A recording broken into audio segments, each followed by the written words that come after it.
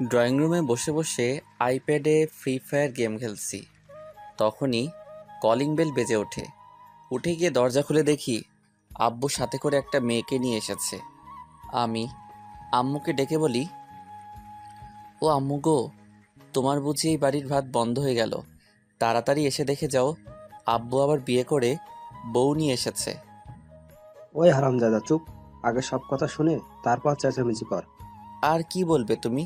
ছি ছি আব্বু, তুমি এই বয়সে আবার বিয়ে করলে? আর এই মেয়ে, মাথায় কি কিছুই নেই? নিজের বাবার বয়সী একটা লোককে বিয়ে করেছেন। আব্বু ঠাস করে আমার গালে থাপ্পড় মেরে বলে, এনাফ। অনেকক্ষণ থেকে ফালতু কথা বলেই যাচ্ছিস। কথা আগে শুনে তারপর চেঁচামেচি করবি। আমি গালে হাত দিয়ে দাঁড়িয়ে আছি।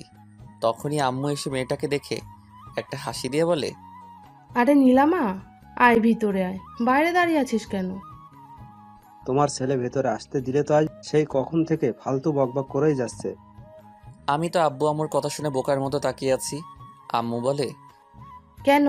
নীল আবার কি করলো? কি করেনি তাই বলো। এরপর আব্বু আম্মুকে একটু আগে সব কথা বলে। সব শুনে আম্মু হাসতে হাসতে বলে, আরে ও তোর আব্বুর বন্ধুর মেয়ে নীলা, আজ থেকে আমাদের বাড়িতে থাকবে আর তোকে পড়াবে। কি? উনি আমাকে পড়াবে মানে? কিসে পড়ে উনি? ও মাস্টার ফাইনালি ইয়ারে পড়ে। ও আচ্ছা ঠিক আছে। বলেই আইপ্যাড নিয়ে রুমে আসতে গেলে আব্বু পিছন থেকে ডেকে বলে, নীল, নীলা মামুনি ব্যাগটা সাথে করে নিয়ে যা, আর তোর পাশের রুমটা দেখিয়ে দে। আমি ঠিক আছে বলে ব্যাগ নিয়ে মেয়েটাকে বলি, আসুন আমার সাথে। বলেই ব্যাগ নিয়ে হাঁটছি। মেয়েটা আম্মুকে বলে, আন্টি আমি ফ্রেশ হয়ে আসছি, তারপর তোমার সাথে গল্প করব। ঠিক আছে, যা ফ্রেশ হয়ে আয়। এরপর আমি আমার পাশের রুমে এসে ব্যাগটা রাখতেই মেয়েটা পিছন থেকে বলে, কি মিস্টার নীল, বেশি কথা বলাটা কি তোমার অভ্যাস নাকি? আমি আবার কি বললাম? একটু আগে আঙ্কেলের কথা না শুনে নিজের মন মতো যা ইচ্ছে বলে যাচ্ছিলে। তার জন্য সরি। আচ্ছা আমি আপনাকে কি বলে রাখবো? যেহেতু আমি তোমাকে পড়াবো সো আমাকে ম্যাডাম বলে ডাকবে। ঠিক আছে ম্যাম, আপনি রেস্ট নিন, আমি এখন যাই। বলে নীল চলে যায়। আমি একা একা হাসছি আর ভাবছি ছেলেটা দেখতে কিউট আছে, তবে কথা শুনে মনে হলো অনেক দুষ্টু। আমি রুমে এসে আবার গেমস খেলতে শুরু করি। একটু পর দরজায় কেউ নক করে। আমি ভিতরে আসতে বলে মোবাইলের দিকে তাকিয়ে আছি। কি মিস্টার, মোবাইলে এমন করে কি দেখছো? কেউ এসেছে সেদিকে খেয়াল নেই? আরে ম্যাম আপনি আসুন বসুন। আসলে গেমস খেলছিলাম তো তাই খেয়াল করিনি। সব সময় গেমস খেলো মনে হচ্ছে। পড়াশোনা করো কখন তুমি? যখন পড়ার সময় হয় তখনই পড়ি ম্যাম। তা আপনি কোন ভার্সিটিতে অ্যাডমিশন নিয়েছেন? তোমার ভার্সিটিতেই। আগের ভার্সিটি থেকে চলে আসলে কেন? সে অনেক কথা, পরে এক সময় বলবো। এখন নিচে যাই, আন্টির সাথে কথা বলে আসি। আমি ঠিক আছে বলে আবার গেমস খেলতে শুরু করি। আর নীলা ম্যাম চলে যায় নিচে। চলুন এই ফাঁকে আমরা একটু পরিচিত হয়ে নেই। আমি নীল, আব্বু আম্মুর দুষ্টু ছেলে। সারাদিন ফ্রি ফায়ার গেমস খেলেই কাটে আমার সময়। কি করব বলুন? গার্লফ্রেন্ড নেই, তাই সময় কাটানোর জন্য এটাই বেস্ট। তবে আবার এটা ভাববেন না আমি লেখাপড়া করি না। আমি এবার অনার্স 3য় বর্ষে পড়ছি। আব্বু নাবিল আহমেদ, পেশায় একজন স্কুল মাস্টার। আর আম্মু নাজমা বেগম, সংসার নিয়েই ব্যস্ত। আর যেই মেয়েটা আমাদের বাসায় এসেছে ওর নাম নীলা, আব্বুর বন্ধু রহমান আঙ্কেলের মেয়ে। নীলা আম্মু মারা গেছে 3 বছর আগে। রহমান আঙ্কেলের একজন টপ বিজনেসম্যান। বাকি পরিচয় গল্পের সাথে থাকলেই জানতে পারবেন। আমি নিচে এসে দেখি আঙ্কেল বসে টিভিতে খবর দেখছে আর আন্টি কিচেনে রান্না করছে। আমি আন্টির কাছে যেতেই আন্টি আমাকে বলে, কি রে মা, তুই এখানে কি করছিস? তোর আঙ্কেলের কাছে যা, আমি আসছি, রান্না প্রায় শেষ। কেন আন্টি, আমি এখানে থাকলে বুঝি তোমার সমস্যা হবে?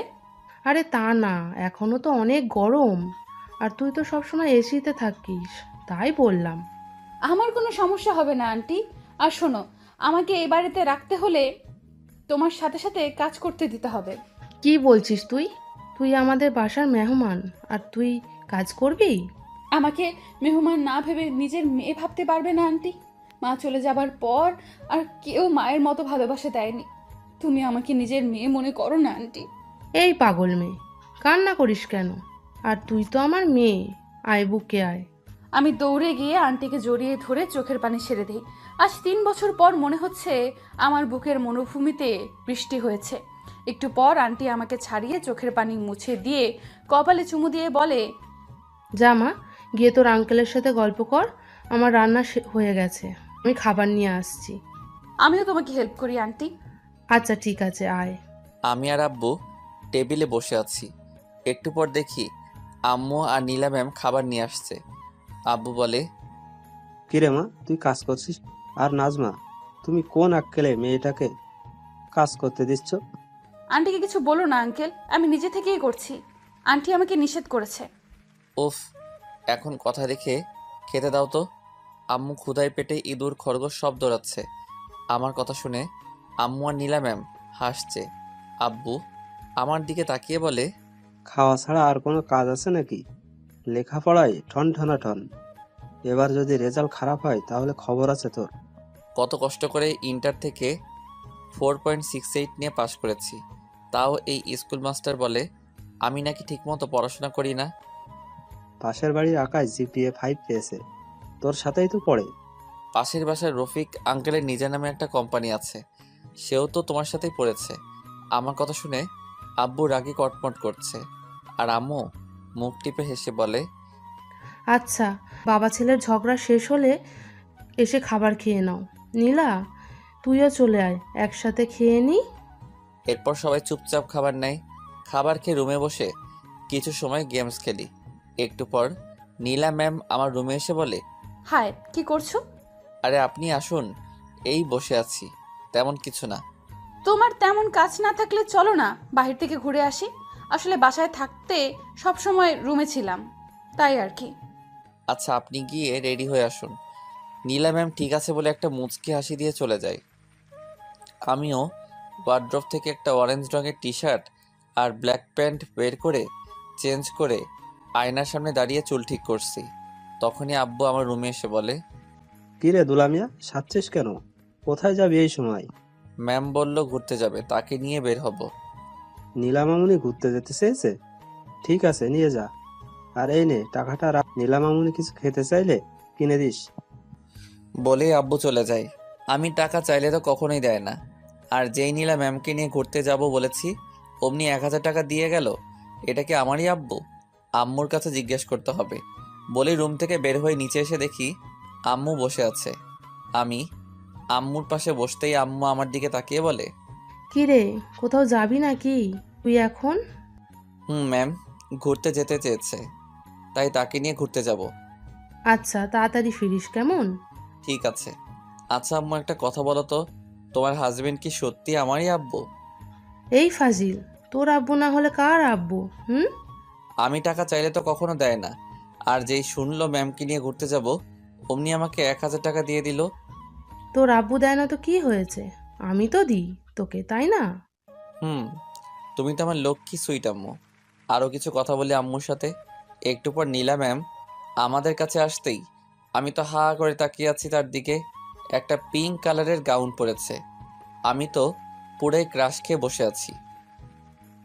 নীলা ম্যাম আমার দিকে তাকিয়ে চোখের ভ্রু নাচিয়ে ইশারায় বলে কি। আমি লজ্জা পেয়ে অন্যদিকে তাকিয়ে ফেলি। আম্মু ওঠে নীলা ম্যামের কাছে গিয়ে চোখ থেকে একটু কাজল নিয়ে ম্যামের গালে লাগিয়ে দিয়ে বলে, কারণ নজর যেন না লাগে আমার মামনিটার। নীলা ম্যাম লজ্জা পেয়ে মুচকি হাসে। আমি আর চোখে ম্যামের দিকে তাকিয়ে আছি।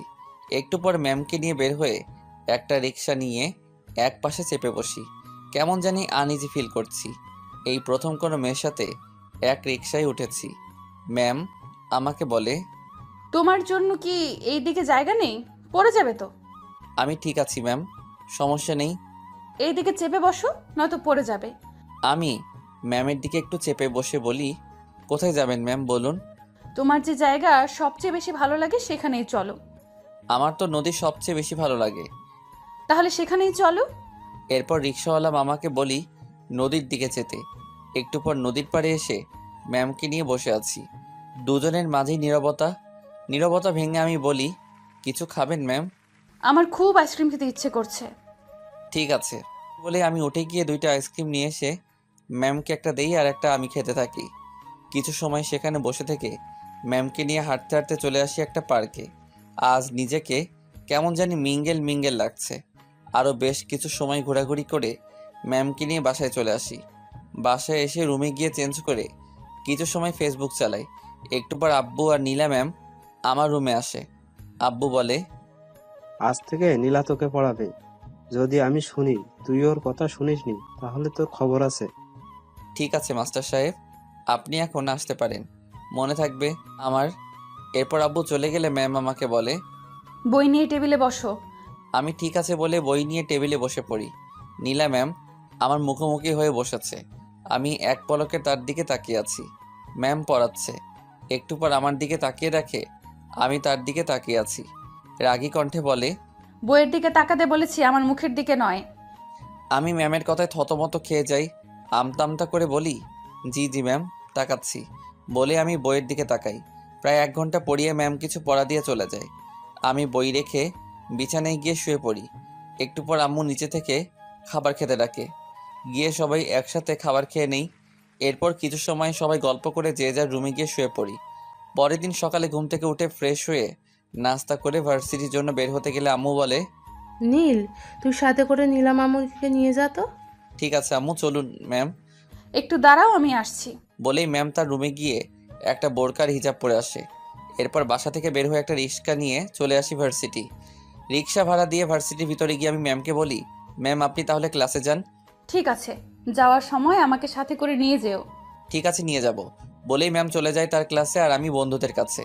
আমি ওদের কাছে আসতে আবির বলে, কিরে দোস্ত, তোর সাথে একটা মেয়ে আসলো দেখলাম, কে ভাবি নাকি? আরে না, আমার টিউশনের ম্যাম, আব্বুর বন্ধুর মেয়ে।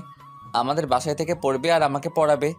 আচ্ছা এই কথা, আমি তো ভাবলাম তুই বুঝি সিঙ্গেল থেকে এবার মিঙ্গেল হয়ে গেলি। আমার আর মিঙ্গেল এই কপারে প্রেম নেই রে। আর চাপা মারতে হবে না, আমাদের ভার্সিটির সকল মেয়েদের ক্রাশ তুই। কত মেয়ে তোকে প্রপোজ করলো, তুই তো সবাইকে রিজেক্ট করলি। এগুলো আমার টাইপের না। আমার জীবন সাথী যে হবে তাকে প্রথম দেখায় আমার মন চিনে নেবে, বুঝলি? বুঝলাম। এখন চল, ক্লাসের সময় হয়ে গেছে। বলেই দুজন বাকিদের থেকে বিদায় নিয়ে ক্লাসে চলে আসি। 2টা ক্লাস করে বের হয়ে এসে ভার্সিটির মাঠে বসে গল্প করছি। আবির বলে, দোস্ত, তোর ম্যাডাম দেখতে কেমন রে? দেখ আবির, আমি ম্যামকে নিয়ে কোনো কথা বলতে চাই না। আরে আমি তো শুধু জানতে চেয়েছি তোর ম্যাডাম দেখতে কেমন। যেমনই হোক তা দিয়ে তোর কি প্রয়োজন? 5 জনের সাথে প্রেম করছি, তাদের গিয়ে দেখ না। আচ্ছা বলবো না তোর ম্যামকে নিয়ে কথা। তা তোর কথা শুনে তো মনে হচ্ছে তুই তোর ম্যামকে ভালোবেসে ফেলেছিস। যদি তোর তাই মনে হয় তবে ম্যামকে নিয়ে আর কখনো কথা বলবি না। ঠিক আছে বলবো না। আচ্ছা চল, বাইরে থেকে ঘুরে আসি। না ম্যাম এখন বের হয়ে আসবে, তাকে নিয়ে বাসায় চলে যাব। ক্লাস করবি না আজকে আর? ইচ্ছে করছে না, তুই কর। আমি এখন আর ক্লাসে যাব না, রিয়ার কাছে যাব। দেখি আজ পাখিটাকে বর্ষা আনতে পারি কিনা। এসব লুচ্চামি বাদ দে, নয়তো দেখবি কোন দিন বিপদে পড়বি। তোমার জ্ঞান তোমার কাছেই রাখো মামা, আমি যাই। বলেই আবির চলে যায়। চলুন আবির সম্পর্কে একটু আপনাদের বলি। আবির বড়লোক বাবার ছেলে। আমার সাথে যখন আবিরের বন্ধুত্ব হয় তখন এমন ছিল না। খুব ভদ্র আর ভালো মনের একজন মানুষ ছিল।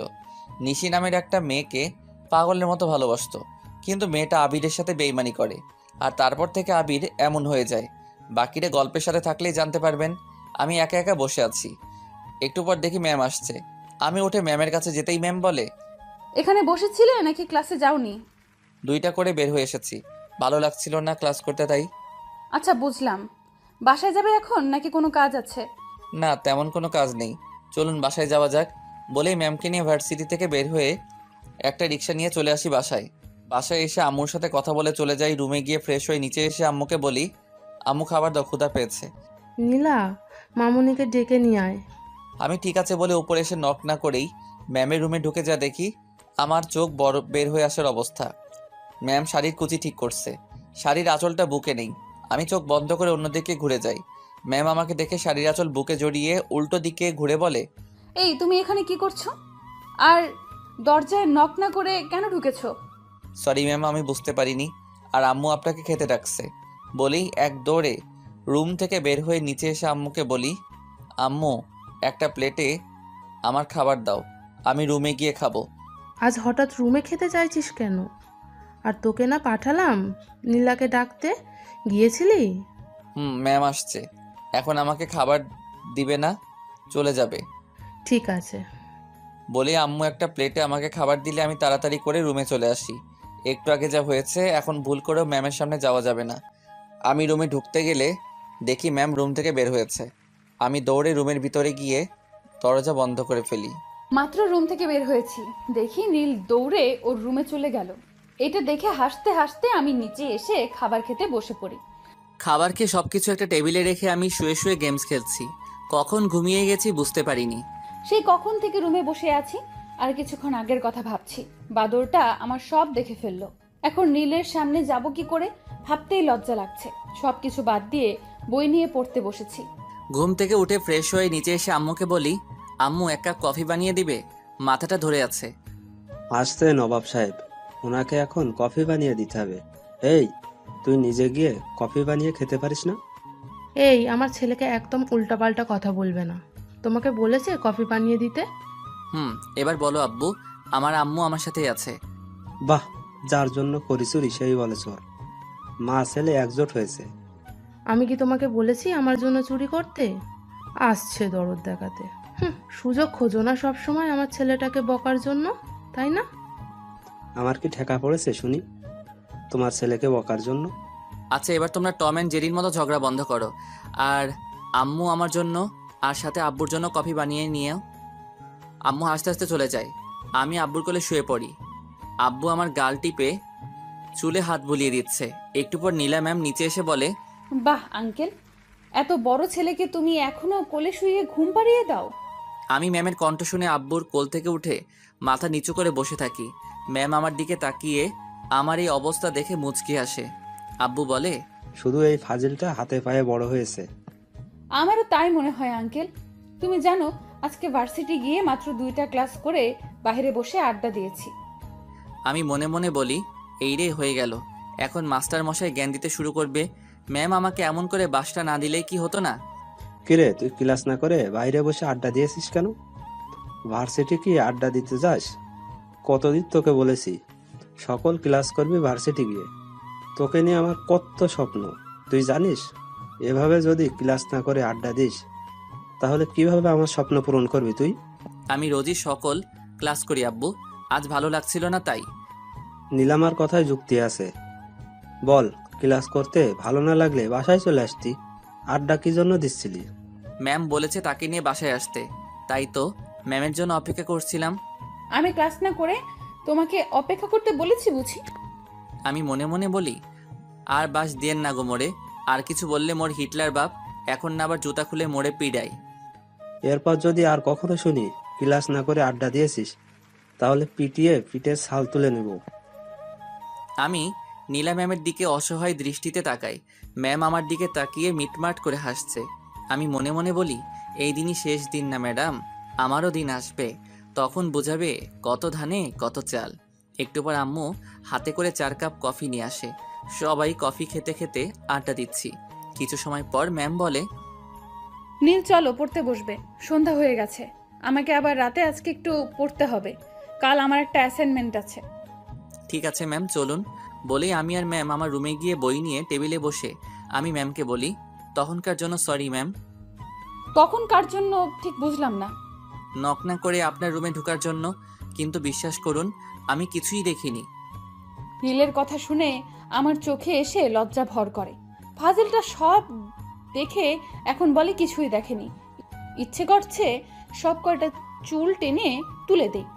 আচ্ছা ঠিক আছে, এখন পড়ায় মনোযোগ দাও। আমি ঠিক আছে বলে পড়তে কালকে দিয়ে যাওয়া পড়া ম্যামকে দেখাই। এরপর ম্যাম আমাকে পড়াচ্ছে। ঘন্টাখানেকের মতো পড়িয়ে আজও কিছু পড়া দিয়ে চলে যায়। আমি টেবিল থেকে উঠে আইপ্যাড নিয়ে আবার গেমস খেলতে শুরু করি। কিছু সময় গেমস খেলে আইপ্যাডটা রেখে শুয়ে আছি। রুমে এসে কিছু সময় কালকের অ্যাসাইনমেন্টের জন্য পড়া কমপ্লিট করে আব্বুর সাথে কিছু সময় কথা বলে ছাদে গিয়ে দেখি নীল দাঁড়িয়ে কারোর সাথে মোবাইলে কথা বলছে। আমি আবিরের সাথে কথা বলছিলাম। হঠাৎ পিছনে কারো পায়ের শব্দ শুনে আবিরকে পরে কল দিব বলে কেটে দেই। ম্যাম আমার কাছে এসে বলে, এত রাতে কার সাথে কথা বলছো, তাও ছাদে এসে? আমার বন্ধু আবিরের সাথে। আপনি এখন এখানে? রুমে ভালো লাগছিল না, তাই একটু ছাদে আসলাম রাতে আকাশ দেখতে। ও আচ্ছা, আসুন দোলনায় বসি। বলেই ম্যাম আর আমি গিয়ে দোলনায় বসি। ম্যাম বলে, আচ্ছা তুমি এত ফাজিল কেন? যা বাবা, আমি আবার কি করলাম ম্যাম? এই যে এখানে আসার পর থেকেই তো দেখছি আঙ্কেলের সাথে কি সব কথা বলো। আঙ্কেলকে বুঝি ভালোবাসো না? ম্যাম, বাবা হচ্ছে সন্তানের জন্য ঠিক বটগাছের মতো, সন্তানের মাথার উপর ছায়া হয়ে থাকে। বাবাকে কতটা ভালোবাসি সেটা বলা হয়নি কখনো। আমার ভবিষ্যৎ সুন্দর করার জন্য আব্বু আম্মু দুজনে আমার জন্য কতটা কষ্ট করে সেটা আমি খুব ভালো করেই জানি। আর তাই এমন কোনো কাজ করি না যাতে আব্বু আম্মু আমার জন্য কষ্ট পায়। আমার আম্মু আমার এক চোখে আর আব্বু অন্য চোখে। তুমি খুব লাকি, তোমার আম্মু তোমার কাছে আছে। আর আমাকে দেখো, আম্মুকে হারিয়ে ফেলেছি। আব্বু যতটুকু পারে আমাকে সময় দেওয়ার চেষ্টা করে। দিন শেষে মায়ের অভাবটা ঠিকই বুকে হাহাকার নিয়ে আসে।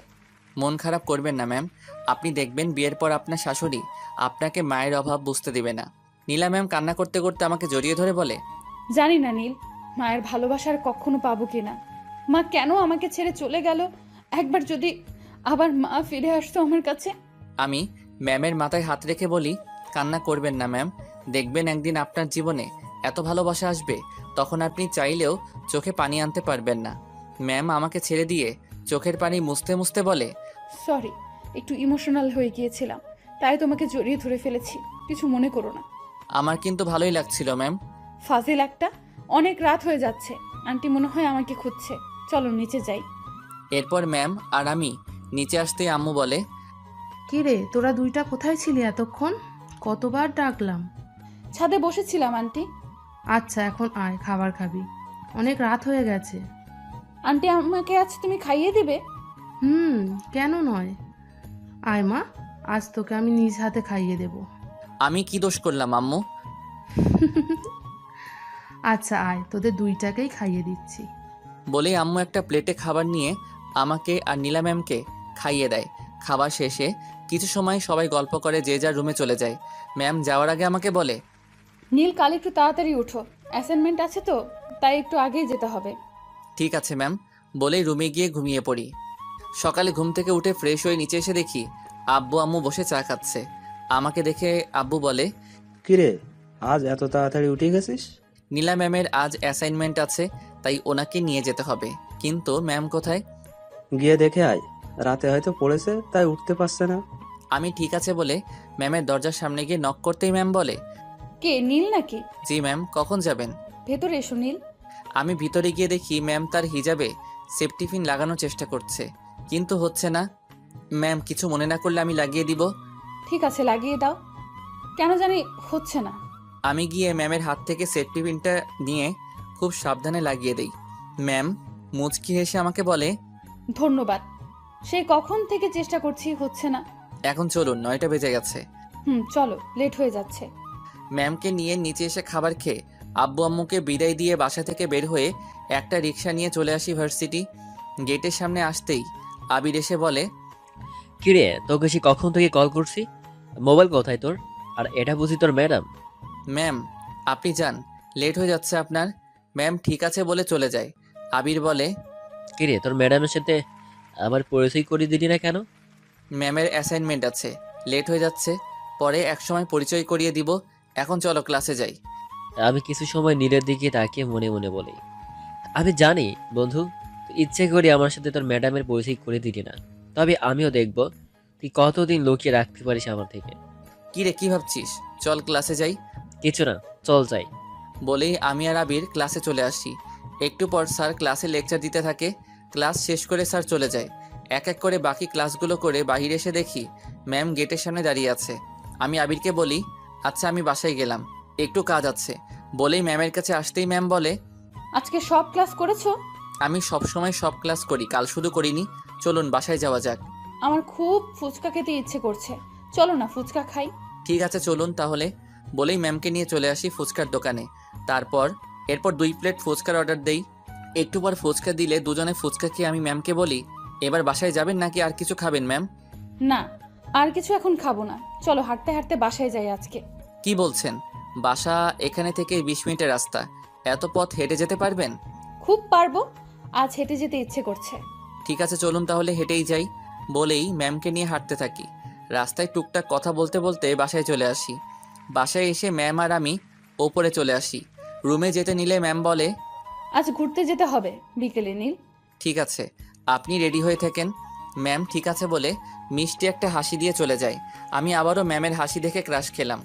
কিছু সময় সেখানে দাঁড়িয়ে থেকে রুমে এসে ব্যাগটা টেবিলে রেখে ওয়াশরুমে গিয়ে গোসল করে রুমে এসে চেঞ্জ করে নিচে এসে খাবার খেয়ে নেই। খাওয়া শেষে সোফায় এসে আম্মুর কোলে মাথা রেখে শুয়ে পড়ি। কিছু সময়ের মধ্যে সেখানেই ঘুমিয়ে পড়ি। বিকেলে ম্যামের ডাকে ঘুম ভাঙে। এই নীল উঠুন, আর কত ঘুমাবে? তুমি না আমাকে নিয়ে ঘুরতে যাবে বলেছো? আমি ঘুম থেকে উঠে চোখ ডলতে ডলতে তাকিয়ে দেখি আমি ম্যামের কোলে শুয়ে আছি। এক লাফে উঠে বসে বলি, আমি তো আম্মুর কোলে শুয়েছিলাম, আপনি কখন আসলেন এখানে? আন্টির কোলেই শুয়েছিলে। আঙ্কেল আন্টিকে নিয়ে বাইরে যাবে, তাই আমাকে ডেকে বলল তোমার পাশে বসতে। তুমি নাকি সোফায় ঘুমালে পড়ে যাও, তাই। কোথায় গেছে আব্বু আম্মু? কিছু বলে গেছে? আন্টির নাকি প্রেশারটা বেড়ে গেছে, তাই ডাক্তারের কাছে গেছে। কই আম্মু তো আমাকে কিছু বললো না। আচ্ছা আমি ফ্রেশ হয়ে আসছি, আপনি গিয়ে রেডি হয়ে আসুন। ঠিক আছে, তুমিও চেঞ্জ করে নাও, একটা ব্ল্যাক শার্ট নয়তো পাঞ্জাবি পরো। আমি ঠিক আছে বলে রুমে এসে আব্বুকে কল করি। আব্বু কল রিসিভ করে বলে, কিরে নীল, কখন ঘুম থেকে উঠলি? এখনই। আম্মুর কি হয়েছে আব্বু? ডক্টর কি বলল? এমন কিছু না, একটু প্রেশারটা বেড়ে গেছে, মেডিসিন নিয়েছি। ও আচ্ছা, তাহলে আম্মুকে নিয়ে বাসায় চলে এসো, আমি ম্যামকে নিয়ে একটু বাইরে যাচ্ছি। আচ্ছা সাবধানে যাস, আর সন্ধ্যার আগে বাসায় চলে আসিস, কেমন? ঠিক আছে আব্বু, রাখি তাহলে।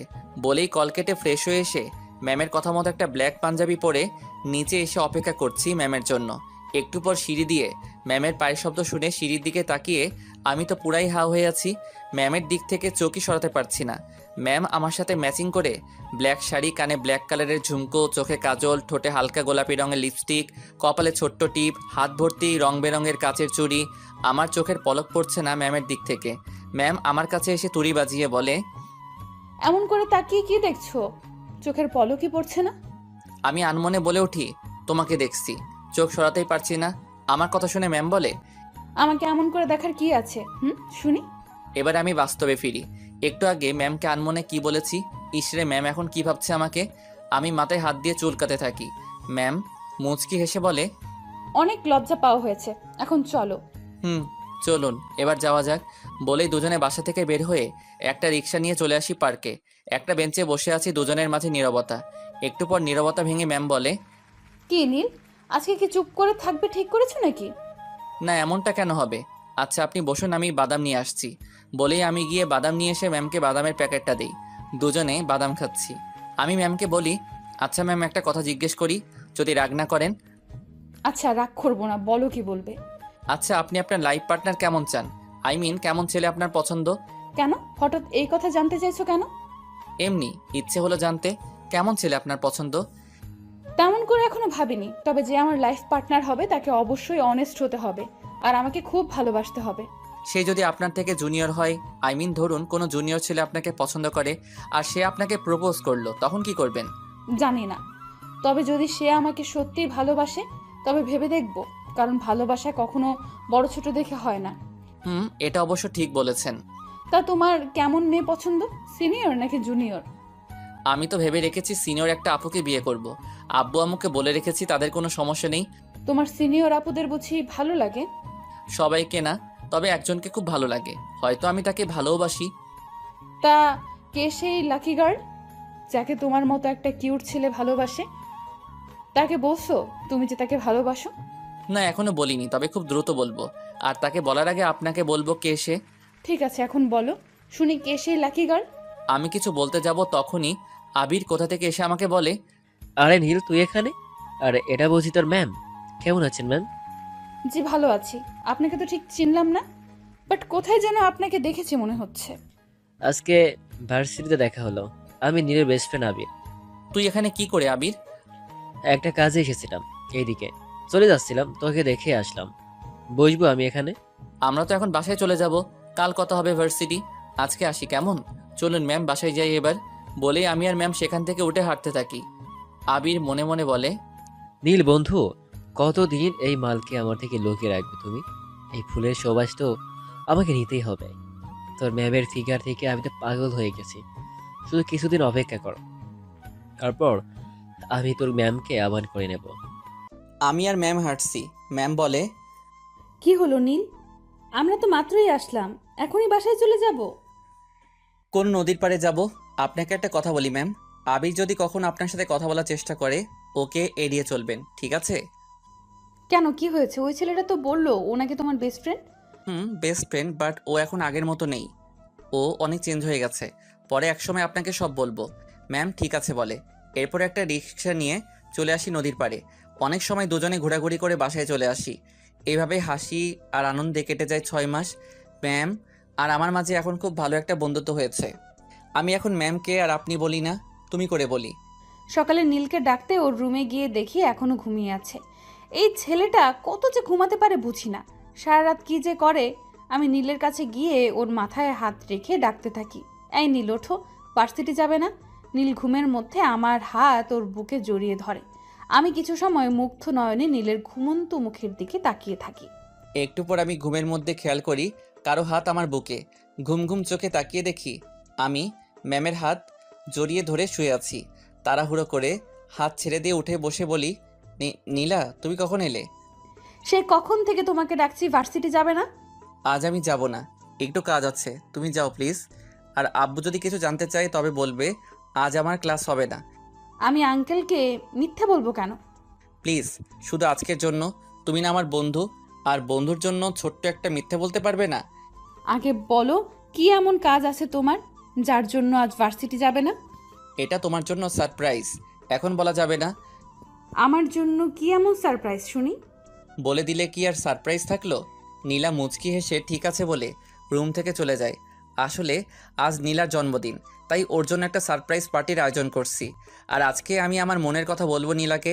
আপনারা আবার নীলাকে কিছু বলে দিয়েন না, বললে কিন্তু খবর আছে বলে দিলাম। এরপর উঠে ফ্রেশ হয়ে নিচে এসে সবাই একসাথে খাবার খেয়ে নেই। নীলা বাসা থেকে বের হতে গেলে আব্বু বলে, কিরে নীলামা, তুই একা যাচ্ছিস কেন? এই বাদর, তুই এখনো রেডি হসনি কেন? আজকে নীলের ক্লাস হবে না আঙ্কেল, তাই আমি একাই যাচ্ছি। ও আচ্ছা, তাহলে নীল একটা কাজ কর, নীলামাকে ভার্সিটিতে পৌঁছে দিয়ে আয়। রাস্তাঘাটের অবস্থা ভালো না, একা যেতে হবে না। আচ্ছা আব্বু, আমি তাহলে নীলাকে পৌঁছে দিয়ে আসছি। বলেই দুজন বাসা থেকে বের হয়ে একটা রিক্সা নিয়ে উঠে পড়ি। রিক্সায় উঠতেই নীলা বলে, এই প্রথম আমি মিথ্যা বললাম, তাও তোমার জন্য। তবে আর কখনো কিন্তু বলবো না, মনে রেখো। ঠিক আছে আর বলতে হবে না। আমিও আজকের পর আর ভার্সিটি অফ দিব না। কথা বলতে বলতে ভার্সিটি চলে আসি। নীলাকে ভার্সিটি পৌঁছে দিয়ে আমি চলে আসি ফুলের দোকানে। কিছু ফুল, লাল নীল সাদা রঙের আবির, আরও যা যা লাগে সব কিছু নিয়ে বাসায় চলে আসি। এরপর আব্বু আম্মুকে এসে সব বলি। আব্বু আম্মু সব শুনে খুব খুশি হয়। আমি সব কিছু ছাদে নিয়ে রেখে দেই। এরপর রুমে এসে কিছু সময় আইপ্যাড নিয়ে ফ্রি ফায়ার গেমস খেলতে খেলতে ঘুমিয়ে যাই। ক্লাস শেষ করে বের হয়ে আসতেই নীলের বন্ধু আবির একটা গোলাপ ফুল নিয়ে আমার সামনে এসে হাঁটু ভাঁজ করে বসে বলে, যেদিন প্রথম তোমাকে দেখেছি সেদিন থেকে আমার মনের কোণে তোমায় নিয়ে অনেক স্বপ্ন এঁকে রেখেছি। ভালোবাসি তোমাকে। Will you marry me? এই ছেলে, তোমার লজ্জা করে না? জুনিয়র হয়ে সিনিয়রকে প্রপোজ করছো। ভালোবাসি, এতে লজ্জার কি আছে নীলা? আর তুমি সিনিয়র বলে তোমাকে ভালোবাসা দেব না, এটা কোথায় লেখা আছে? কোথায় কি লেখা আছে আমি জানি, আর কখনো আমাকে এসব কথা বলবে না। বলেই আমি সেখান থেকে চলে আসতে গেলে আবির পেছন থেকে আবার বলে, নীল কি এত সুখ দিয়েছে নাকি যে আমাকে পছন্দ হয় না? আমি কিন্তু নীলের চেয়ে বেশি সুখ দিতে পারবো। একবার চলো আমার সাথে। আবিরের কথা শুনে আমার রাগে মাথা গরম হয়ে যায়। আবিরের কাছে গিয়ে ঠাস করে ওর দুই গালে থাপ্পড় দিয়ে বলি, রাস্কেল, নিচে যেমন সবাইকে তেমন ভাবিস, নিজের মা বোনের সাথে কি এইভাবেই কথা বলিস? আজ বুঝতে পারছি নীল কেন আমাকে তোকে এড়িয়ে চলতে বলেছে। আর কখনো আমার সামনে আসলে থাপড়ে তোর মুখের নকশা চেঞ্জ করে দেব, বাজে ছেলে কোথাকার। তুই খুব বড় ভুল করেছিস নীলা। এই আবিরের গায়ে হাত তুলে তোর এমন অবস্থা করব, আমি কাউকে মুখ দেখানোর অবস্থায় থাকবি না।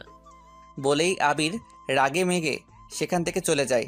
নীলা বাসায় আসে, সোজা আমার রুমে চলে আসে। নীলার দিকে তাকিয়ে দেখি চোখ কেমন লাল হয়ে আছে। কিছুটা অবাক হয়ে জিজ্ঞেস করলাম, কি হয়েছে তোমার, এমন লাগছে কেন? নীলা কিছু না বলে দৌড়ে এসে আমাকে জড়িয়ে ধরে কান্না করে দেয়। আমি কিছুটা ঘাবড়ে যাই। বুক থেকে নীলার মাথাটা তুলে দুই গালে হাত রেখে বলি, কি হয়েছে তোমার? কেউ কিছু বলেছে? বলো আমায়। নীলা আবার আমাকে জড়িয়ে ধরে কান্না করতে করতে ভার্সিটিতে যা হয়েছে সব বলে। রাগে আমার মাথা গরম হয়ে যায়। কিন্তু আজ নীলার জন্মদিন, তাই কোনো ঝামেলা করতে চাই না। তাই শান্ত কণ্ঠে নীলাকে বলি, আচ্ছা আমি দেখছি, তুমি কেঁদো না, যাও রুমে গিয়ে ফ্রেশ হয়ে আসো। তোমার জন্য আমি এখনো না খেয়ে আছি। কি, তুমি এখনো খাওনি? আচ্ছা, আমি ফ্রেশ হয়ে আসছি। তুমি ফ্রেশ হয়ে রুমেই থেকে আমি খাবার নিয়ে তোমার রুমে আসছি। আজ তোমাকে আমি খাইয়ে দেব নিজ হাতে। নীলা মুচকি হেসে মাথা নাড়িয়ে ঠিক আছে বলে চলে যায়। আমি নিচে গিয়ে একটা ফ্ল্যাটে দুইজনের জন্য খাবার নিয়ে নীলার রুমের সামনে এসে দরজায় নক করতেই নীলা ভিতরে যেতে বলে। আমি রুমে গিয়ে দেখি নীলা চেঞ্জ করে বসে আছে। আমি হাত ধুয়ে নীলার সামনে বসতেই নীলা বলে, এক প্লেট কেন, তুমি খাবে না? এক প্লেটে দুজনের হবে না বুঝি? আমি তোমাকে খাইয়ে দিচ্ছি, তুমি আমাকে খাইয়ে দাও। নীলা ঠিক আছে বলে আমাকে খাইয়ে দেয়, আর আমি নীলাকে। খাওয়া শেষ হলে নীলা বলে, আমার খুব ঘুম পাচ্ছে, আমার মাথায় একটু হাত বুলিয়ে দিবে? ঠিক আছে, তুমি শুয়ে পড়ো, আমি দিচ্ছি। এরপর নীলা শুয়ে পড়ে। আমি নীলার মাথার পাশে বসে ওর মাথায় হাত বুলিয়ে দিচ্ছি। নীলা আমার দিকে কিছু সময় তাকিয়ে থেকে ঘুমিয়ে যায়। আমি নীলার কপালে চুমু দিয়ে রুম থেকে বের হয়ে দরজা বন্ধ করে দিয়ে চলে আসি ছাদে। ছাদে এসে ফুল আর ঝাড়বাতি দিয়ে পুরো ছাদটা ভালো করে সাজিয়ে ফেলি। আর আবির দিয়ে বড় বড় করে হ্যাপি বার্থডে টু ইউ নীলা লিখি দেয়ালে। কিছু বেলুন দিয়ে একটা টেবিল সাজিয়ে রাখি। সব কিছু করতে করতে রাত প্রায় 8টা বেজে যায়। হঠাৎ ছাদের সিঁড়িতে কারো পায়ের শব্দ শুনে তাড়াতাড়ি করে ছাদের গেটের সামনে এসে দেখি নীলা ছাদে আসছে। আমি ছাদ থেকে বের হয়ে গেটে তালা মেরে দেই। নীলা আমাকে ছাদে তালা দিতে দেখে বলে, তুমি ছাদের দরজা বন্ধ করেছো কেন? আর সেই কখন থেকে তোমাকে খুঁজে যাচ্ছি, কোথায় ছিলে এতক্ষণ? ছাদে এখন যাওয়া যাবে না, একটু সমস্যা আছে, চলো নিচে যাই। কেন, এখন কি ছাদে যেতে বারণ আছে? আর তোমার হাতে এত রং কিসের? সব কিছু পরে জানতে পারবে, এখন চলো তো এখান থেকে। বলেই নীলার হাত ধরে নিচে চলে আসি। নিচে এসে দেখি নীলার আব্বু এসেছে, আমার আব্বুর সাথে কথা বলছে। আমি আঙ্কেলের সাথে কুশল বিনিময় করে গিয়ে হাত ধুয়ে এসে সবার সাথে কিছু সময় গল্প করে সবাই একসাথে রাতের খাবার খেয়ে নিই। এখন ঠিক 11টা 50 বাজে। নীলার রুমের দরজা নক করতে নীলা ভিতরে যেতে বলে। আমাকে দেখে নীলা বলে, নীল, তুমি এই সময় কিছু বলবে? এখন কিছু বলার সময় নেই, আমার সাথে আসতো। কোথায় যাব এখন সেটা বলবে তো? আগে এসো, তারপর বলছি। বলেই নীলার হাত ধরে ছাদে চলে আসি। নীলা ছাদের পরিবেশ দেখে বলে, 2 বছর পর, আজ 2 বছর পর জেল থেকে বের হয়েছি। এই 2 বছরে আব্বু আম্মু মাঝে মাঝে এসে দেখা করে গেছে, কিন্তু নীলা একবারও আসেনি। তবে আব্বু আম্মুর থেকে সবসময় নীলার খবর নিতাম। নীলা নিজেকে রুমে বন্দি করে রাখে সবসময়, কারোর সাথেই নাকি তেমন কথা বলে না। জেলখানা থেকে বের হতেই আম্মু দৌড়ে এসে আমাকে শক্ত করে জড়িয়ে ধরে কান্না করে দেয়। আব্বু পাশে দাঁড়িয়ে নীরবে চোখের পানি ফেলছে। আম্মু বলে, আজ 2 বছর পর তোকে এই বুকে পেয়ে আমার বুকটা শীতল হয়ে গেছে বাবা। নীলা কেমন আছে আম্মু? এখনও কি নিজেকে ঘরবন্দি করে রাখে? কারোর সাথেই কথা বলে না সেদিনের পর থেকে।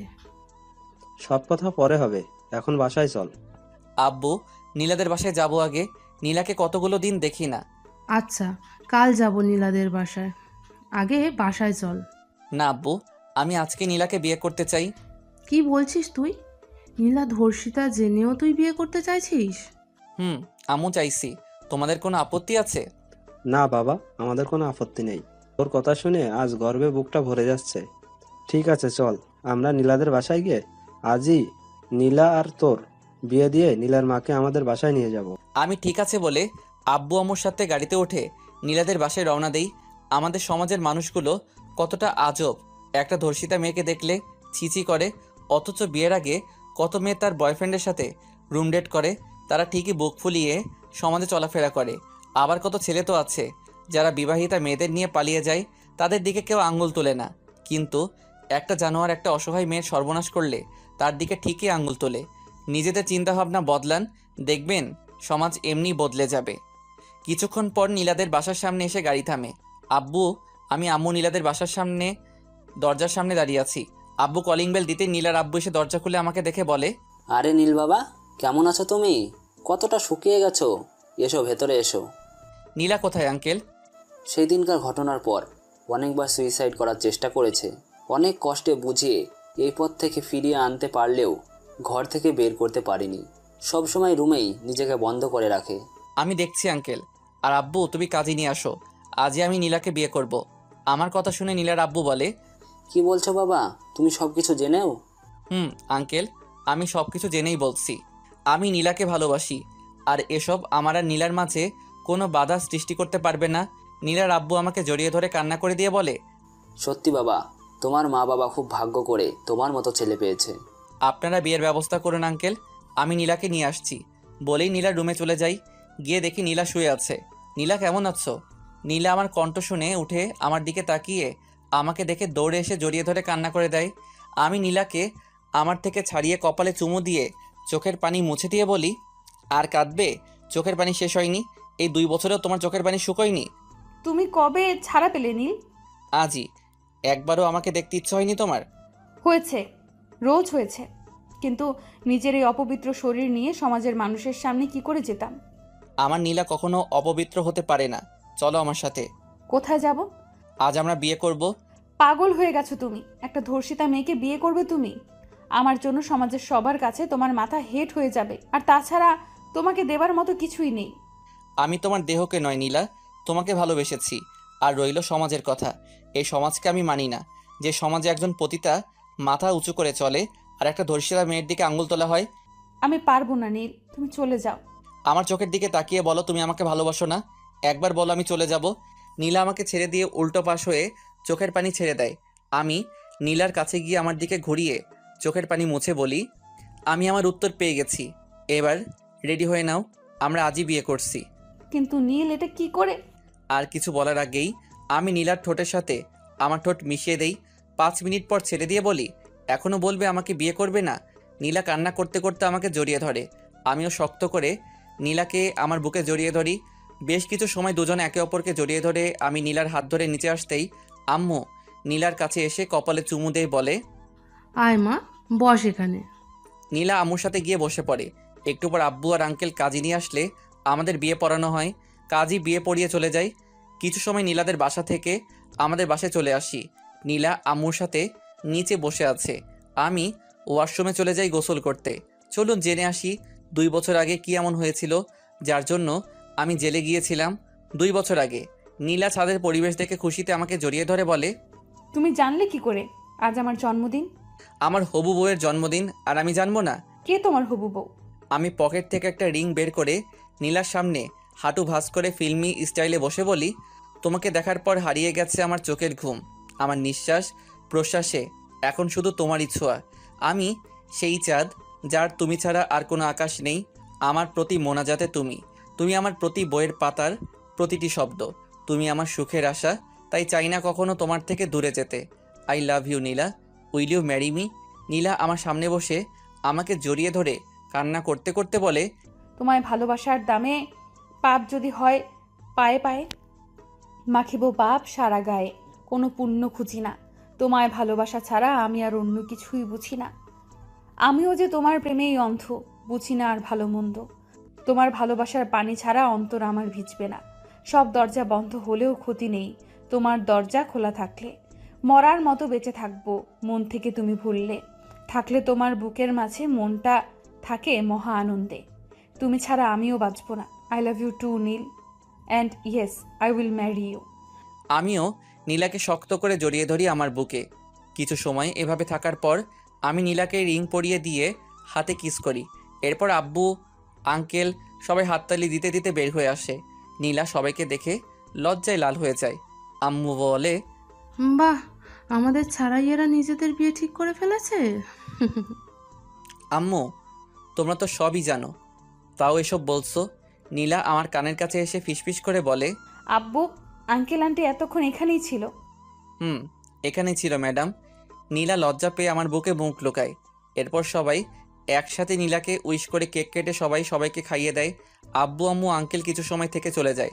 আমি নীলার এক হাত ধরে টেনে আমার বুকের সাথে জড়িয়ে ধরে গালে চুমু দিয়ে বলি, আজ থেকে বাকিটা জীবন ভালোবেসে মিশে রবে আমাদের দুটি মন। তাই থাকবে। আর আমার এক্সাম শেষ হলে আমরা বিয়ে করে নেব। আমার বইয়ের দেখছি আদর খাওয়ার জন্য আর তর সইছে না। নীলা মুচকি হেসে আমাকে শক্ত করে জড়িয়ে ধরে। বেশ কিছু সময় দুজন ছাদে থেকে নিচে চলে আসি। নীলা ওর রুমে চলে যায়, আমি আমার রুমে এসে শুয়ে পড়ি। মাত্র রুমে এসে চেঞ্জ করব, তখনই নীলের নাম্বার থেকে এসএমএস আসে, একটু ছাদে এসো তো, কথা আছে। আমি মুচকি হেসে রুম থেকে বের হয়ে ছাদে গিয়ে কাউকে দেখি না। হঠাৎ ছাদের গেট বন্ধ করার আওয়াজে পেছনে তাকিয়ে দেখি আবির রাগী লুকে আমার দিকে তাকিয়ে আমার দিকে এগিয়ে আসছে। আবির, তো তুমি এখানে আর এইভাবে আমার কাছে আসছো কেন? তোর খুব অহংকার তাই না? নীল তোকে এত মজা দিয়েছে তাই তুই আমার ভালোবাসা ফিরিয়ে দিয়েছিস। আজ তোর এমন অবস্থা করব দেখি নীল আর তোরেই মুখটায় দেখে কিনা। প্লিজ আবির, আমার এত বড় সর্বনাশ করো না। আমি তোমার কাছে আমার ইজ্জত ভিক্ষা চাই। হ্যাঁ হ্যাঁ হ্যাঁ, আমি তো তোমার ইজ্জত নিব না সোনা, একটু মাস্তি করব। বলেই আবির পশুর মতো ঝাঁপিয়ে পড়ে নীলার ওপর। নীলা হাজারো চেষ্টা করে আবিরের শক্তির সাথে পেরে ওঠে না। আবির নিজের শরীরের চাহিদা মিটিয়ে একপাশে বসে বসে সিগারেট খাচ্ছে। নীলা নিজের শাড়ির আঁচল বুকে জড়িয়ে কান্না করছে। আমি শুয়ে আছি, কিন্তু কিছুতেই ঘুম আসছে না। নীলার সাথে কথা বলার জন্য মনটা ছটফট করছে, তাই উঠে লাইট অন করে মোবাইল খুঁজছি, কিন্তু মোবাইলটা রুমে নেই। হঠাৎ মনে পড়ল মোবাইল তো ছাদে রেখে এসেছি, তাই রুম থেকে বের হয়ে ছাদের দরজা খুলতে গেলে দেখি বন্ধ। এর মধ্যে নীলার কান্নার আওয়াজ শুনে বুকের ভিতরটা মোচড় দিয়ে ওঠে। কয়েকটা লাথি মারতে দরজা ভেঙে যায়। ছাদে এসে যা দেখি, আমার মাথায় আকাশ ভেঙে পড়ে। আবি নীলার পাশে বসে সিগারেট খাচ্ছে। ওর গায়ে একটা শর্ট প্যান্ট ছাড়া কিছু নেই। নীলা ওর শাড়ির আঁচল বুকে জড়িয়ে কান্না করছে। আবির আমাকে দেখে পালানোর চেষ্টা করলে ওর বুকে এক লাথি মেরে ওকে ফেলে দিয়ে আশেপাশে তাকিয়ে একটা রড হাতে নিয়ে ইচ্ছে মতো আবিরকে মারতে থাকি। মারতে মারতে আবিরের নাক মুখ থেকে রক্ত বের করে ফেলি। আবিরের শরীর ফেটে রক্ত পড়ছে। চেঁচামেচি শুনে সবাই ছাদে এসে দেখে এই অবস্থা। আম্মু গিয়ে নীলাকে ধরে তুলে বুকে জড়িয়ে নেয়। নীলা আম্মুকে জড়িয়ে ধরে কান্না করছে। আমি এখন আবিরকে মারছি, ওর চুল ধরে বলি, তোকে নিজের বন্ধু ভেবেছিলাম, আর তুই আমার কলিজায় হাত দিয়েছিস। আজ আমি তোকে জানে মেরে ফেলবো। নীল, আমার ভুল হয়ে গেছে, আমাকে এবারের মতো মাফ করে দে। আমার নীলাও তোর কাছে মাপ চেয়েছে, তুই মাপ করেছিলি। আজ আমি তোর শরীরে চাহিদা বা সারা জীবনের মতো শেষ করে দিব। বলে রড দিয়ে আবিরের মাথায় বাড়ি দিবে, ওর পেটে ঢুকিয়ে দেই। গলা কাটা মুরগির মতো ছটফট করতে করতে মুহূর্তেই মারা যায়। তবুও আমার রাগ কিছুতেই কমছে না। বসে ইচ্ছে মতো ওর মুখে ঘুষি মারতে থাকি। আব্বু এসে আমাকে টেনে তুলে বলে, মরে গেছো, আর কত মারবি? ওর কত বড় সাহস আব্বু, ও আমার কলিজায় হাত দিয়েছে, আমি ওকে কেটে টুকরো টুকরো করে ফেলবো। হঠাৎ ছাদে কিছু পুলিশ এসে আবিরের লাশ দেখে জানতে চাই কে মেরেছে। আমি মেরেছি অফিসার। আপনাদের খবর দিল কে অফিসার? আমি দিয়েছি, কিন্তু বুঝতে পারিনি নীল যে এই জানোয়ারটাকে মেরে ফেলবে। এবার পুলিশ আবিরের লাশ নিয়ে আর আমাকে ধরে নিয়ে যায়। আমি যাওয়ার সময় নীলাকে বলি, আমার জন্য অপেক্ষা করো, আমি ফিরে আসব। আর এই তোমার এই কলঙ্ক আমি আমার ভালোবাসা দিয়ে মুছে দিব। এরপর আমাকে জেলে নিয়ে যায়। কিছুদিন পর কোর্টে চালান করে দিলে জজ সাহেব সব শুনে আমাকে 2 বছরের শাস্তি দেয়। এই 2 বছরে প্রায় অনেকবার নীলা সুইসাইড করার চেষ্টা করেছে। বর্তমান একটু পর ফ্রেশ হয়ে এসে দেখি নীল রুমে বসে আছে। আম্মু নীলাকে চেঞ্জ করিয়ে একটা লাল বেনারসি পরিয়েছে। আমি নীলার পাশে বসে ওর 2 গালে হাত রেখে বলি, আমার বউটাকে দেখতে যে পরীর মতো লাগছে সেটা কি সে জানে? নীলা আমার কথায় লজ্জা পেয়ে আমাকে জড়িয়ে ধরে। কিছু সময় পর খেয়াল করি নীলা কান্না করছে। আমার বুক থেকে তুলে চোখের পানি মুছে দিয়ে কপালে চুমু দিয়ে বলি, একদম কান্না করবে না। অতীতে কি হয়েছে না হয়েছে সেসব ভেবে আর নিজেকে কষ্ট দিও না। আজ থেকে আমরা নতুন করে আমাদের জীবন শুরু করব, আর তার জন্য আমি এখন আবার আমার বউকে প্রপোজ করব। আমার বউ রাজি হবে তো? নীলা চোখের পানি মুছে মাথা নাড়িয়ে হ্যাঁ বলে। আমি বেলকনিতে গিয়ে একটা ফুল ছিঁড়ে এনে নীলাকে দাঁড় করিয়ে ওর সামনে হাঁটু ভাঁজ করে বসে বলতে শুরু করি, তুমি জীবনের রং ছুঁয়ে ভালোবেসে দেখো একবার। আমি সুখ হয়ে কাছে এসে মুছে দেব কান্না তোমার। আমার এই বুকে তোমারই নাম লিখে রেখেছি, দেখো না। ভুলেই আড়ালে কখনো হারালে আমি বাঁচব না। তুমি ফাগুনের আলো হয়ে এই হাতে রাখো যদি হাত, আমি আধারে বাঁধ ভেঙে দেব স্নিগ্ধ প্রভাত। ভালোবাসি শুধুই তোমাকে, আর সারা জীবন বাঁচবো। তুমি দেবে সারা আমার ভালোবাসায়। নীলা আমার সামনে বসে কান্না করতে করতে আমাকে শক্ত করে জড়িয়ে ধরে বলে, ভালোবাসা তোমার মতো এমনিতেই হয়। এই মায়াতে একটা জীবন কোনো কিছুই নয়। অল্প ছুঁয়ে গল্প হয়ে আমি তুমি ময়। পাশে ভালোবেসে এমনই সব সময়। কারণ ছাড়া মনটা আমার তোমার কাছে থাকতে চায়। যতটা সময় বাঁচবে জীবন, হাঁটবো তোমার পায়ে পায়ে। তুমি এলে তাই ইচ্ছে সাজাই খুশিতে, ফাঁসে আমার দিন। বোঝাই কি করে যাব মরে। তুমি ছাড়া বাঁচা আমার জন্য সত্যি কঠিন। আমিও যে তোমাকে আজও ভালোবাসি নীল। দুজন দুজনকে শক্ত করে জড়িয়ে থাকি বেশ কিছু সময়। এরপর আমি নীলাকে কোলে তুলে বিছানায় শুইয়ে দিয়ে ওর পাশে শুয়ে কপালে চুমু দিতেই নীলা কেঁপে ওঠে। ধীরে ধীরে 4 ঠোঁট এক করে দেই। এরপর নীলার ঘাড়ের থেকে চুল সরিয়ে মুখ গুজে দেই। নীলা আমার প্রতিটি ছোঁয়ায় কেঁপে ওঠে। ধীরে ধীরে দুজনে হারিয়ে যাই রঙিন এক স্বপ্নে। কিছু সময় পর নীলা আমার বুকে মাথা রেখে ঘুমিয়ে পড়ে। আমি নীলার কপালে চুমু দিয়ে ওকে জড়িয়ে ধরে ঘুমিয়ে পড়ি। পরের দিন সকালে ঘুম থেকে উঠে দেখি নীল আমাকে শক্ত করে জড়িয়ে ধরে ঘুমিয়ে আছে। কাল রাতের কথা মনে হতেই চোখে লজ্জার ঠোঁটে হাসি চলে আসে। কিছু সময় নীলকে জড়িয়ে ধরে থেকে উঠে ওয়াশরুমে চলে যাই।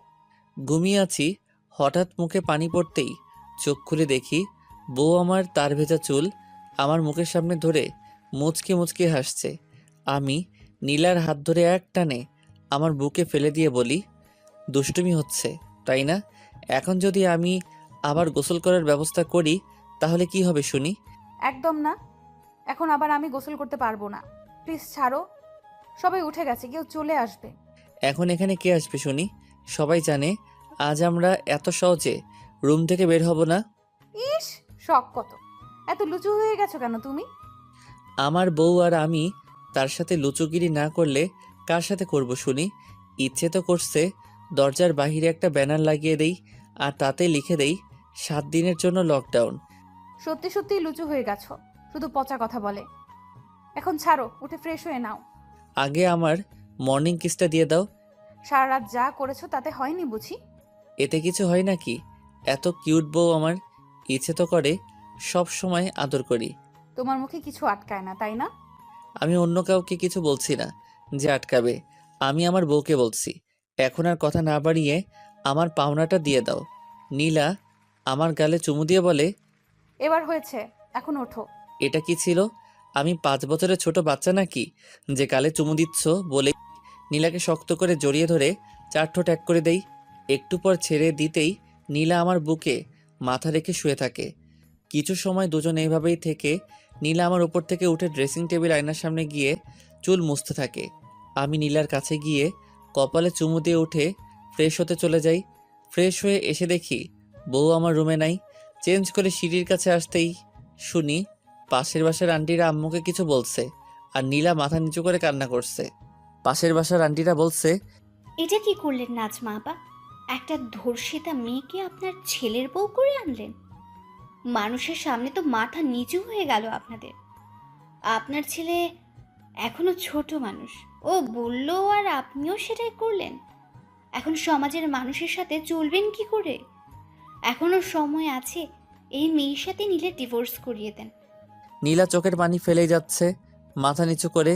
আমি সিঁড়ি থেকে বলে উঠি, আরে আন্টি আপনি ঠিকই বলেছেন, ভুল হয়ে গেছে আমার, তাই না? আমার কথা শুনে সবাই আমার দিকে তাকায়। আম্মু মনে মনে বলে, এরা আজ গেল, বাঁশ খাওয়ার জন্য রেডি হয়ে যাও। বাবা, ভুল তো করেছো, সেই ভুলটা এখন শুধরে না। এটা তোমার জন্য ভালো। নীলা আমার দিকে অসহায় দৃষ্টিতে তাকিয়ে আছে। আমি একবার নীলার দিকে তাকিয়ে আন্টিদের বলি, আপনাদের মতো বাজে মহিলাদের এই বাড়িতে ঢুকতে দেওয়াটা সবচেয়ে বড় ভুল। নীল, এটা কেমন ব্যবহার? আমরা তোমার গুরুজন, ভুলে যেও না এটা। গুরুজন বলেই আমার ওয়াইফকে এতগুলো বাজে কথা বলার পরও এখনো এখানে দাঁড়িয়ে আছেন, নয়তো এতক্ষণে আপনাদের ঠিকানা হতো হসপিটালের বেডে। চালুন ছাকনি, কে বলে তোর গায়ে ফোঁটা? কি বলতে চাও তুমি নীল? বলতে অনেক কিছু চাই, একজন একজন করে বলি। রহিমা আন্টি, আপনার মেয়ে কি জানি করেছিল। ও হ্যাঁ, মনে পড়েছে, তার বয়ফ্রেন্ডের সাথে এক বন্ধুর বাসায় হাতে নাতে ধরা পড়েছে নষ্টামি করতে গিয়ে। কই তাতে তো আপনার মাথা নিচু হয়নি। এমনকি আপনার মেয়েরও না। সবার সামনে তো দিয়ে দিব্যি ঘুরে বেড়াচ্ছেন। আমার কথা শুনে রহিমা আন্টি মাথা নিচু করে ফেলে। এরপর সালেহা আন্টির কাছে গিয়ে বলি, সালেহা আন্টি, আপনার ছেলে তো একটা বিবাহিত মেয়ে নিয়ে, না না মেয়ে নয়, মহিলা, তাও 3 বাচ্চা মাকে নিয়ে পালিয়ে এসেছিল। কই আপনার মাথা তো তখন নিচু হয়নি? আপনি আর আপনার ছেলে তো কোমরে আঁচল গুজে সবার সাথে ঝগড়া করেছেন আর বলেছেন আমার ছেলে আমি বুঝবো, তোমরা কে বলার? আমার কথা শুনে সালেহা আন্টিও মাথা নিচু করে ফেলে। এরপর আমিনা আন্টির কাছে গিয়ে বলি, আমিনা আন্টি, আপনার মুখে অন্তত এই কথা মানায় না। মেয়ের বয়ফ্রেন্ডের সাথে একই রুমে কী সব জানি করতে গিয়ে আপনার স্বামীর কাছে ধরা পড়েছিলেন, আর আপনার জন্য আপনার মেয়ে গলায় দড়ি দিয়ে মারা গেল। কই তারপর তো আপনি সবার সামনে এই নোংরা মুখটা নিয়ে ঘুরে বেড়াচ্ছেন। আপনার লজ্জা করে না? নীল, হয়ে গেছে, এবার ছেড়ে দে। আর বললে এখানে স্ট্রোক হয়ে মারা যাবে। আম্মু, এই নোংরা মহিলাগুলো তোমার সামনে নীলাকে এতগুলো কথা বলল, তুমি কিছু বললে না কেন? আমি বলতেই যাচ্ছিলাম, তখন তোকে সিঁড়িতে দেখলাম, তাই ভাবলাম তুই একটু ধুয়ে দে। আমি নীলার কাছে গিয়ে ওর চোখের পানি মুছে দিয়ে কপালে চুমু দিতেই নীলা আমাকে শক্ত করে জড়িয়ে ধরে। আমি বলি, কেউ এসে কিছু বললেই কাঁদতে হবে? তাদের কথার জবাব দিতে পারো না? আর এই ইতিহাস সৃষ্টিকারী মহিলারা এখন এখানে দাঁড়িয়ে আছেন কেন? ফুটেন এখান থেকে। আর ভুল করেও আমাদের বাসার আশেপাশে যেন না দেখি। আমার কথা শুনে সবাই মাথা নিচু করে চলে যায়। আম্মু আমার কাছে এসে বলে, আজ তুই এই মহিলাগুলোকে উচিত শিক্ষা দিয়েছিস। সারা জীবন আমার নীলার পাশে এইভাবেই থাকিস। তুই থাকলে আমার মেয়ের কখনোই মাথা নিচু হবে না। আমার শেষ নিঃশ্বাস থাকা পর্যন্ত নীলার মাথা আমি কখনো নিচু হতে দিব না আম্মু। আচ্ছা, এবার আয়, খাবার খেয়ে নে। এরপর 3 জন বসে পড়ি খাবার টেবিলে। আব্বু স্কুলে চলে গেছে। নীলা প্লেটে খাবার নিতে গেলে আমি ওর কাছ থেকে প্লেটে নিয়ে আমার দিকে ঘুরিয়ে বসিয়ে নিজ হাতে খাইয়ে দিচ্ছি। আম্মু এটা দেখে মুখ টিপে হাসছে। নীলা লজ্জা পেয়ে মাথা নিচু করে খাচ্ছে। আমি বলি, শুধু কি আমার হাতে খাবে? আমাকে খাইয়ে দিবে না? দিচ্ছি। এরপর নীলা আমাকে আর আমি নীলাকে খাইয়ে দিচ্ছি। খাওয়া শেষে আমি সোফায় এসে বসে আছি। নীলা আম্মুর কাজে সাহায্য করছে। আম্মু বারণ করেছে অনেকবার, কিন্তু ম্যাডাম কথা শোনার পাত্রী নয়, সে আম্মুকে সাহায্য করবেই। আমি বসে বসে এনটিভিতে সাকিব খানের প্রিয়া আমার প্রিয়া ছবি দেখছি। একটু পর কলিং বেল বেজে ওঠে। গিয়ে দরজা খুলে দেখি নীলার আব্বু এসেছে। ওনার পা ছুঁয়ে সালাম করি। শ্বশুর মশাই আমার মাথায় হাত রেখে বলে, বেঁচে থাকো বাবা, কেমন আছো? আমি ভালো আছি বাবা, আপনি কেমন আছেন? আমিও ভালো আছি বাবা। এরপর নীলার আব্বুকে নিয়ে ভিতরে আসতেই নীলা ওর আব্বুর কাছে এসে জড়িয়ে ধরে বলে, কেমন আছো আব্বু? আমি ভালো আছি মা, তুই কেমন আছিস? নীলের মতো স্বামী যার আছে সে কি কখনো খারাপ থাকতে পারে আব্বু? এরপর আম্মু এসে কুশল বিনিময় করে বলে, আসুন বেয়ান মশাই, নাস্তা করবেন? নারিয়ান, আমি মাত্রই নাস্তা করে এসেছি। মেয়েকে দেখতে ইচ্ছে করছিল, তাই চলে আসলাম। এখনই চলে যাব আবার। মাত্রই তো এলে আব্বু, আবার এখনই চলে যাবে? অফিসে একটা মিটিং আছে মা, তোকে দেখা হয়ে গেছে, এবার যেতে হবে। সাবধানে থাকিস। আর নীল বাবা, আমার মা মরা মেয়েটাকে তুমি দেখে রেখো। আপনি নীলার জন্য কোনো চিন্তা করবেন না বাবা, আমি ওকে আগলে রাখবো। সেটা আমি জানি বাবা, সেই জন্য আমি নিশ্চিন্তে থাকি। তোমার মতো জামাই থাকতে আমার মেয়ের কোনো সমস্যা হবে না। এরপর নীলার আব্বু আরও কিছু সময় কথা বলে চলে যায়। সব কিছু গুছানো হয়ে গেলে আমি নীলাকে নিয়ে রুমে চলে আসি। রুমে এসে নীলাকে ঘুরিয়ে পিছন থেকে জড়িয়ে ধরে ঘাড়ে নাক ঘষতে ঘষতে বলি, কোথাও ঘুরতে যাবে আজ? যাব। কোথায় নিয়ে যাবে? কোনো এক রোমান্টিক জায়গায়, যেখানে পরিবেশ থাকবে নীরব স্তব্ধ। আচ্ছা, একটা কথা জিজ্ঞেস করি। বলো, কি জানতে চাও? এত ভালোবাসো কেন আমায়? কারণ এক জীবনে মনের মানুষ একজনই তো হয়। তুমি আমার সেই প্রিয়জন, মিথ্যে কথা নয়। আশেপাশে থাকো যদি, বুকে বহে সুখের নদী। কখনো এই ভালোবাসার হবে না তো ক্ষয়। অনুভবের আকাশ খুলে তোমায় দেখতে চাই। বুকের ভিতর তোমার নামে সাজানো আছে এক পৃথিবী। যত ভালোবাসি তোমায় মনে হয় কম হয়ে যায়। নীলা ঘুরে আমাকে শক্ত করে জড়িয়ে ধরে বলে, তোমায় ছাড়া শূন্য আমি, কিছুই নেই চাওয়ার আর। জীবনের শেষ নিঃশ্বাসটুকু নিতে চাই তোমার বুকে মাথা রেখে। তোমার মুখের একটু হাসি হয়ে ওঠে আমার সুখের সকল কারণ। আমার মন খারাপের ওষুধ হয়ে সারাও তুমি সব অসুখ। রাতকে যদি ভুলে যায় কালো, দিনকে যদি ভুলে যায় আলো, তবু আমি এভাবেই থাকবো সারা জীবন তোমার বুকে। এরপর দুজন দুজনকে শক্ত করে কিছু সময় জড়িয়ে ধরে থাকি। বিকেলে নীলা আয়নার সামনে বসে রেডি হচ্ছে। আমি গিয়ে নীলাকে আমার সামনের দিকে ঘুরিয়ে বলি, আমি থাকতে আমার বউ কেন কষ্ট করছে? তা আমার বরটা এখন কি করবে শুনি? তোমার বর এখন তোমাকে নিজ হাতে সাজিয়ে দিবে। নীলা মুচকি এসে ঠিক আছে বলে এরপর আমি নীলাকে সাজিয়ে দেই। দুজনে ম্যাচিং করে ড্রেস পরেছি। আম্মুর কাছে বলে নীলাকে নিয়ে চলে আসি একটা নদীর পাড়ে। পরিবেশটা খুব নীরব আর নিস্তব্ধ। নীলাকে সামনে বসিয়ে আমি ওর পিছনে বসে পিছন থেকে জড়িয়ে ধরে বসি। নীলা আমার বুকের সাথে ওর পিঠ ঠেকিয়ে বসে আমার হাত শক্ত করে জড়িয়ে ধরে বসে থাকে। একটু পর নীলা বলে, আচ্ছা, আমরা যদি এখন বেবি নেই তাহলে কেমন হয়? খুব ভালো। আমাদের কোলজুড়ে একটা বেবি আসবে যে ছোট ছোট হাত দিয়ে আমাদের সাথে দুষ্টামি করবে। একটু বড় হলে তোমাকে আব্বু আর আমাকে আম্মু বলে ডাকবে। তাহলে বাসায় গিয়ে আজ থেকে ভীষণ শুরু করব, কি বলো? নীলা লজ্জা পেয়ে আমার বুকে মুখ লুকিয়ে ফেলে। আরও বেশ কিছু সময় দুজনে সেখানে বসে থেকে সন্ধ্যায় বাসায় চলে আসি। বাসায় আসতে আব্বু বলে, কিরে দুজনে কেমন ঘুরলি? আচ্ছা আব্বু, আমরা এক্ষুনি আসছি। অনেকক্ষণ আগে এসেছি, যা তোরা রুমে গিয়ে ফ্রেশ হয়ে আয়। বলেই দুজনে চলে রুমে এসে ফ্রেশ হয়ে নিচে এসে কিছু সময় আব্বু আম্মুর সাথে কিছু সময় আড্ডা দিয়ে রাতের খাবার খেয়ে রুমে এসে বসে আছি। আমি নীলাকে বলি, কি মিশন, কি শুরু হবে আজ থেকে? আমি কখন বারণ করলাম শুনি?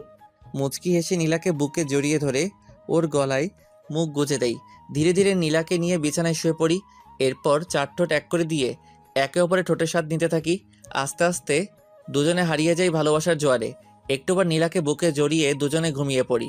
সকালে ঘুম থেকে উঠে দেখি নীল আমাকে ওর বুকে জড়িয়ে ধরে ঘুমিয়ে আছে। কিছু সময় নীলের ঘুমন্ত মুখের দিকে তাকিয়ে থেকে ওর কপালে চুমু খেয়ে উঠে ওয়াশরুমে চলে যায়। ঘুমের মধ্যে হঠাৎ মুখে পানি পড়ায় চোখ খুলে তাকিয়ে দেখি আমার বউ আমার মুখের উপর তার ভিজা চুল ধরে রেখেছে। এক টানে বুকের উপর ফেলে দিয়ে বলি, সকাল সকাল দুষ্টুমি হচ্ছে, এখন তো এর ফল পেতেই হবে। এখন একদম দুষ্টুমি করবে না, সারা রাত দুষ্টুমি করেছো। বউটা আমার, তাই আমি তো দুষ্টামি করবই, দেখি কে আটকায় আমায়। বলেই আবার দুজনে হারিয়ে যাই এক অপরের মাঝে। এই যে আপনারা এখন এমন করে তাকিয়ে আছেন, একটু লজ্জা নেই তাই? আমাদের এবার একটু একা ছেড়ে দিন। দিনটা টাটা, ভালো থাকুন। আর বউয়ের আদর পেতে হলে তাড়াতাড়ি বিয়েটা করে নিন।